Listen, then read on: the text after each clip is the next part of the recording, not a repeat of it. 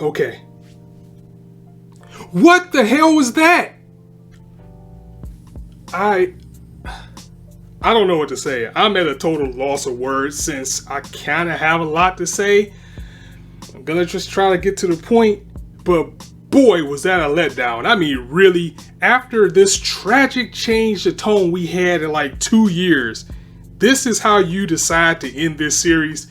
This is how you decide to end the Promised Neverland after this 4-year journey. And the thing is, I'm coming into this conflicted because it's kind of like I like the way it ended, but at the same time, I feel like everything that's been built up after maybe the second half of the series was kind of a knot, and it was all thrown out the window. And I got some feelings. I got a lot of feelings about this chapter. I'm probably gonna get a little bit aggressive.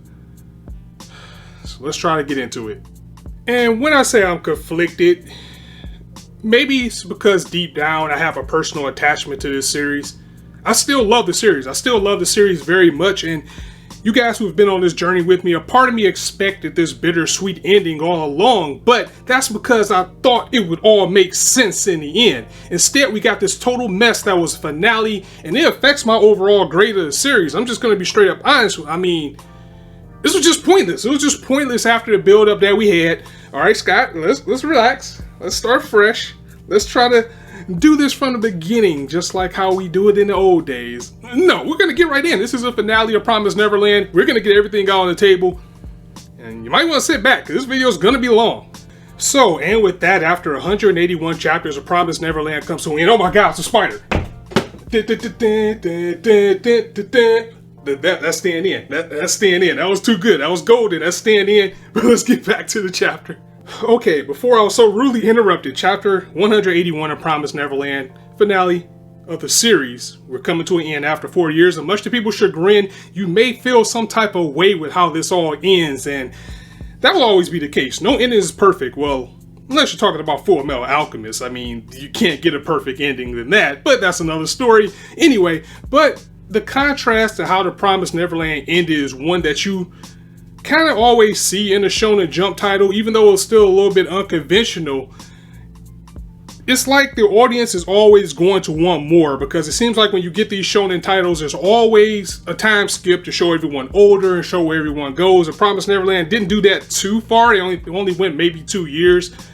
But it seems like no matter how a series ends, you're always going to want more. It's just like they give you the time skip, they show you where everyone is, depending on how far they go with the time skip, they show everybody grow up, and you know, you get kids, and you see the kids go on to be a next generation. Promised Neverland didn't do that, and I'm fine with that.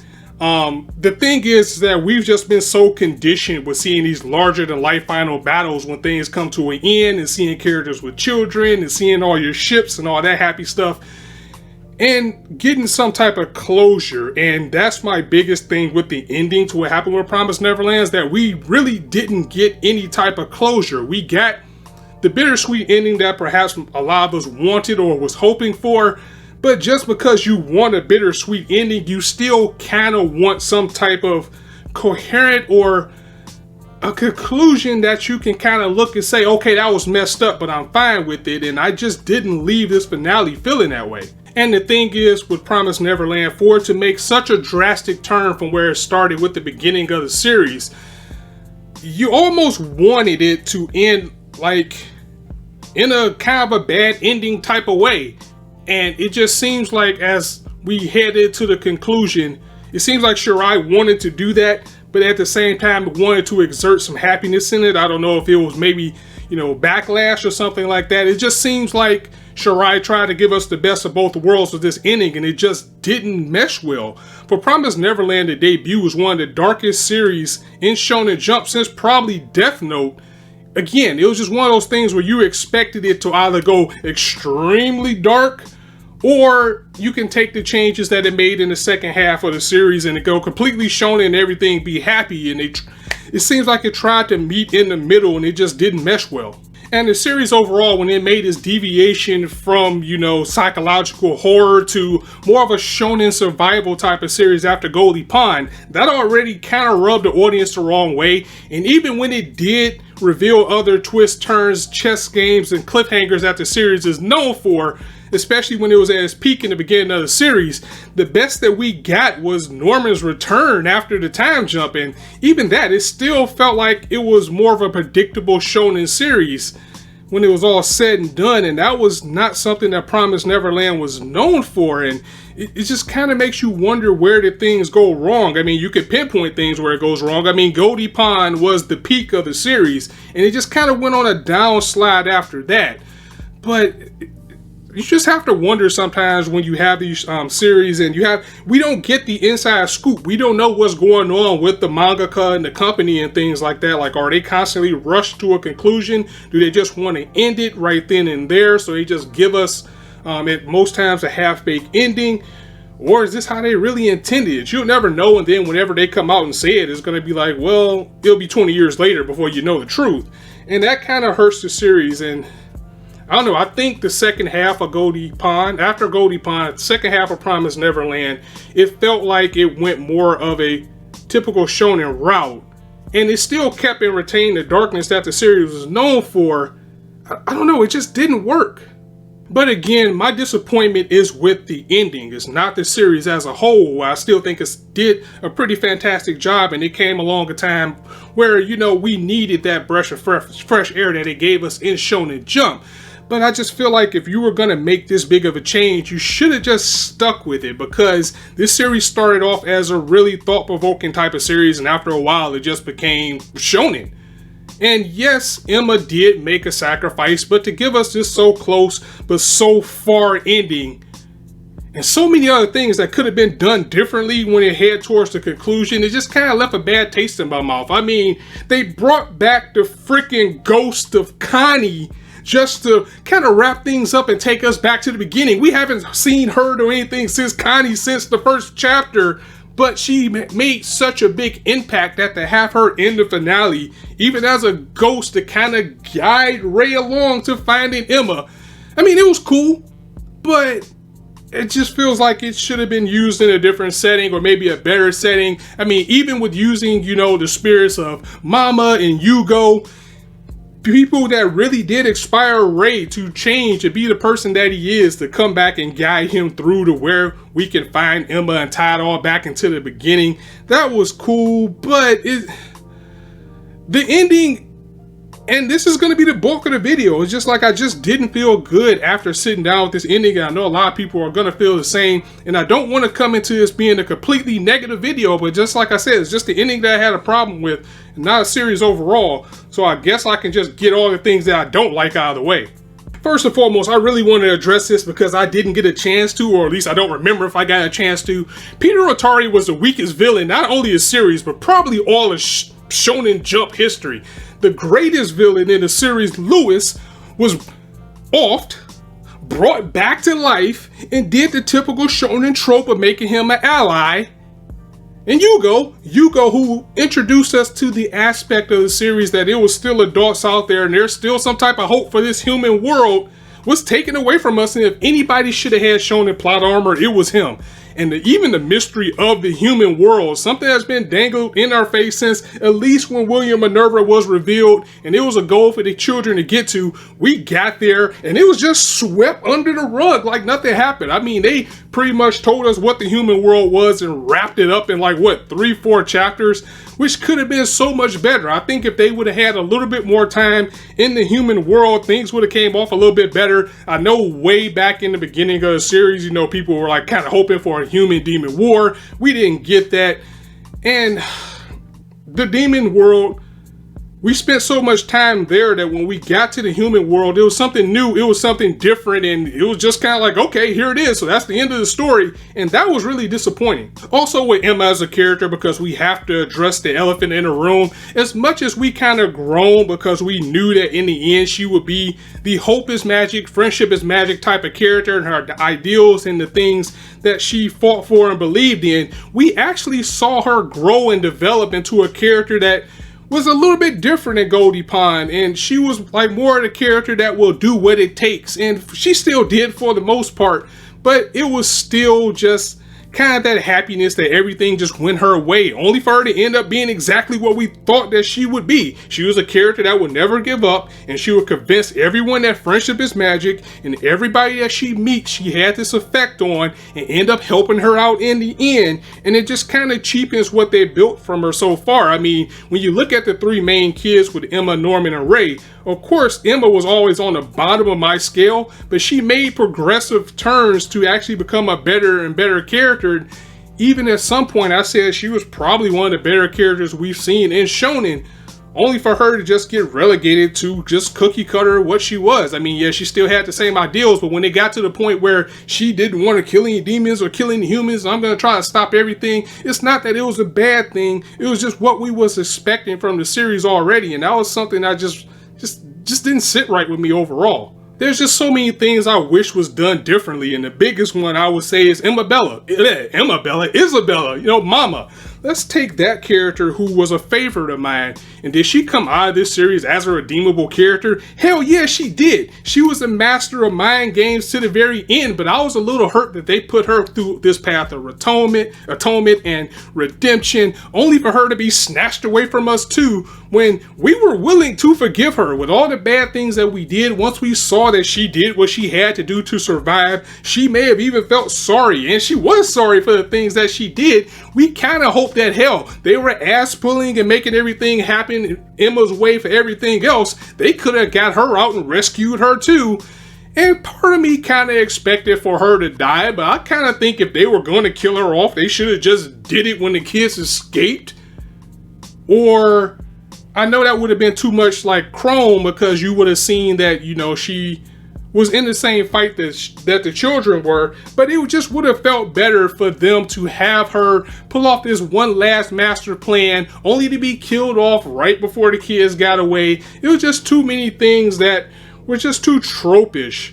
And if they can do the ass pull that they did with Lewis, even though we all kind of felt that Lewis was alive, and Jesus is hot in here, excuse me, if they did the thing with Lewis where they brought him back, and again, like I was saying, we kind of knew that Lewis was still alive at some point, but they could have did the same thing for Mama. They could have found some way to make her live too, because the children accepted her as their mother, even in the end, after everything that they did. And our boy Ray was ready to accept that. Ray was actually going to have a mom, his real mom. And that was just taken away. And he had that to look forward to, and that was just, I feel we were cheated out of that. The story, I mean, it did keep some surprises in the tuck, like the series actually being an isekai, because the human world was actually another world where we live in. It was actually our world that we're in, standing right now, just in the future. Promised Neverland, they sprinkled some little things in, like talking about wars, and, you know, you saw things like PSPs and DSs. They had a mention of coronavirus in this series before, so that was kind of cool too.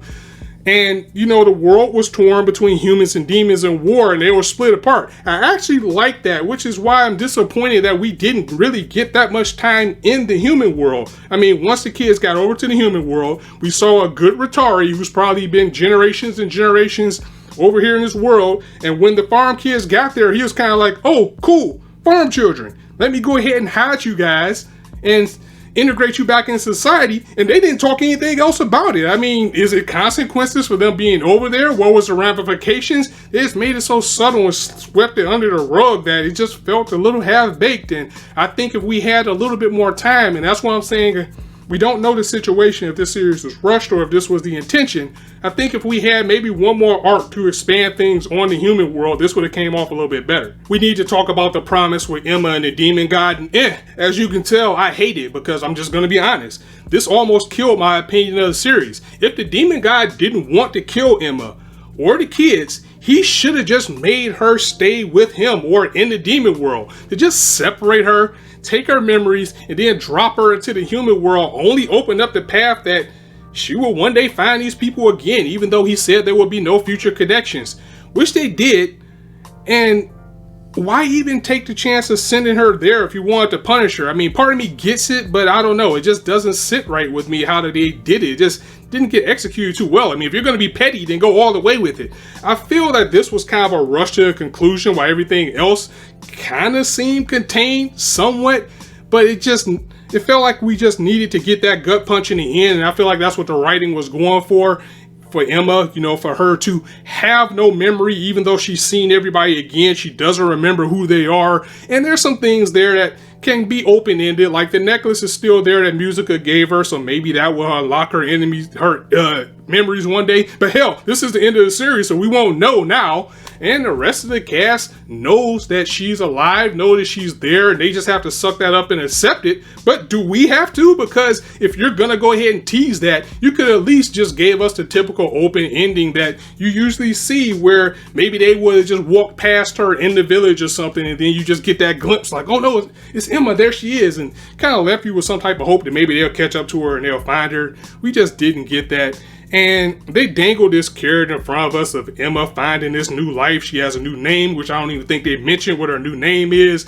She had this backstory with this old man who lost his daughter, so she was going to become his daughter in place. We didn't get enough time to expand on that. They just kind of sped everything through, and that's just the thing. This feels really rushed, and that's my gripe with it. So if we wanted tragedy with this series and how it will end, we'll definitely get that, because it's going to be always in the back of our mind now that Emma will never see these guys again. Well, she probably will see them again. I think if we had to theory craft on where the ending is gonna go, I mean, they'll probably just keep working with Emma and she'll get her memories back. Maybe they'll give us a one shot or something one day. I mean, yeah, it's tragic. After all that these children went through together and everything is said and done, Emma doesn't remember all of it, and she made that noble sacrifice for everybody else. And I get it. Another thing is, I noticed the finale, and this is the last chapter, but it really didn't need to be 27 pages because they spent about 20 just scrambling around trying to find Emma, only for us to give us the ending like this. It's like they're just gonna accept this and move on, and we have to as well. And just like I was saying about the human world, we didn't get enough time to expand on things, and it's just all swept up under a rug, wrapped up in a bow, and we just have to deal with it. The series as a whole, of course, I still enjoy it very much. I still hold it in pretty high regard. It was a blast experiencing it all, especially with you guys for the past 4 years and all the time that I've been making content and videos on the Promised Neverland. But just the descent that it took in the second half, this series started off as a perfect 10 for me, and I'm gonna end it on about a 7. I just gotta give it a clear, concise. I mean, I was really let down with the way that it went after Goldie Pond, and I've said that all video, and that is the peak. After Goldie Pond, I don't think the rest of the investment is worth it. Well, unless you're anime only, because if you jumped in now, you might as well keep watching it. And I also wanted them to expand a little bit more on Norman. I mean, he got an arc, but it just didn't go the way that we all thought it was, because when we saw Norman again after all these years and what he was going through, he was on some like Yagami shit, only for them to show it all up and have him revert back to the person we knew. And the demons still won, because even though the system was torn down, nothing's really changed in the demon world. The demons don't need to feed on humans, so they just continue their lives with normal, and now the kids are gone. But Emma's going to be a stranger to anybody that she knew. Did they send all the kids to the human world, or did just Emma and her friends get sent? What about the people that was already there? Who knows? They just shuffled this all along and just swept it under the rug. And another thing with Norman as well, I mean, something that I was really hoping for and I thought they were going was to actually have him be a villain at one point, which I would have been cool with, just to have him go down the path that was so bad that they would have had to stop him. That would have been cool, especially the way they were teasing for it the way it was, but they just reverted him back to the Norman that we know. And let's not even get on the Queen. I mean, they had all this build up for her and the fight was cool and all, but just like everybody else, she just kind of got swept under the rug after she got defeated, and she got defeated by the demons, and that was the end of it. And I thought she was going to be this big menace, and they teased us with this Tokyo Ghoul type of fight, and she was just out of there. That was pretty much it. I mean, I just don't want to sit here with so many bad feelings on a series that I love, because the only way that you can really salvage it is just watch the first half, which is amazing and groundbreaking. And I'm definitely going to watch the anime, because I still want to see a lot of things animated. But I can see the anime onlys just straight up destroying this series at some point. I want to end this on a positive note, so I do want to thank Shirai Sensei for giving us this breath of fresh air in this new age of Shonen Jump that's more thought-provoking and less punchy. I have so much respect for the series that I just don't want to make this completely negative video, but at the same time I want it to be honest, so I have to end it on a positive note and thank Shirai for the good work. Thanks for this excellent series, and thanks for, you know, just being a big part and kind of etching the classic, because, you know, not everybody's gonna hate it. I'm pretty sure some people are gonna like the way this ends. I mean, like I was saying, I don't exactly hate it. I just wish it went a different direction. And before we get out of here, I also want to thank everyone who joined me with this series and this journey and put up with my inconsistent schedule the past pretty much second half. I owe you guys that much as well, because it's always been a blast to make these videos and talk to you guys about the series. So that's what I'm going to miss the most, and I don't want to lose this feeling, so perhaps I'll pick up a new series and continue from here. I'm open to suggestions. Let me know. I mean, that Time Paradox Ghost Rider is really good so far. I mean, I need to talk to you guys about something. Either way, the path that led us here overall ends positively, because Promised Neverland was such a blast, and I just had fun theory crafting and just talking about the series with you guys week after week after week and year after year, because again, this series went on for 4 years strong, and I want to end this off on a grand farewell to the series. So as a fan and a content creator, thank you guys very much. It's been absolutely wonderful to experience the Promised Neverland with you guys. So wherever this path leads us, we'll just have to go on to it next time, and I'll see you guys again. So with that being said, the usual ending. If you liked the video, go ahead and drop it a like, and if you want to hear more, go ahead and hit that subscribe button, and be sure to hit the bell as well so you can get notified whenever I drop a feature. And as I always say, you guys can be anywhere on YouTube right now, but you chose to listen to me. I really appreciate that, so thanks for stopping by. On that note, it's your boy Scott signing out. See you soon.